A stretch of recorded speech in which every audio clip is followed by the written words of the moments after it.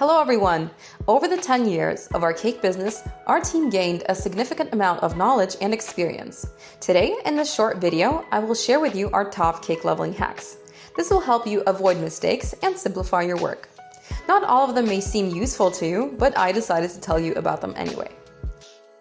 Hack number 1 is our signature hack. We crumb coat only with ganache, even if the cake itself will be leveled with cream cheese frosting. We didn't come to this decision right away, but now this is how we work. A crumb coat of ganache, even a very thin layer, creates a perfectly smooth and sturdy cake structure.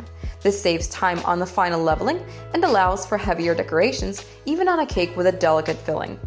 We have a tutorial on how to make this ganache on our website. The link is provided below the video. Hack number 2 is a very common one. To prevent the cake from sliding on a turntable, we use special breaks, as our team calls them. It's a square cut out from an old silicone mat. Any damp cloth or napkin will also work well for this purpose. Hack number 3, hot water. It helps if the cream cheese frosting didn't smooth out well initially and there are many air bubbles on the cake. Simply heat up a palette knife or a cake smoother, lightly dampen it, and run it over the cake.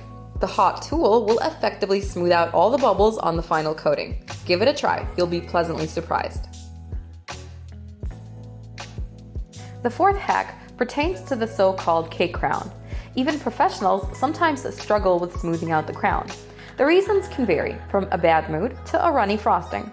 To make this process easier for yourself, put the cake in the freezer for 5 to 10 minutes at the final stage.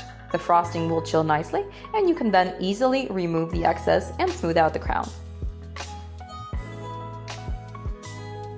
Hack number 5. During the smoothing process, step back from the cake from time to time to check its geometry. This way you can notice if your cake is starting to look like a house or a trapezoid, or any other changes in shape and proportion in time. Any correct vertical and horizontal lines in the background can help you visually check the cake's geometry. This could be wallpaper patterns, tiles on the wall, a window, or a windowsill. These are the top hacks that we have highlighted during our work process. So give it a thumbs up if the video was helpful and you learned something new. Share your own hacks in the comments. Also subscribe to our channel and visit our website for great tutorials. The link is provided below the video. This was Nastasia and the Cake Course. Until next time, bye bye!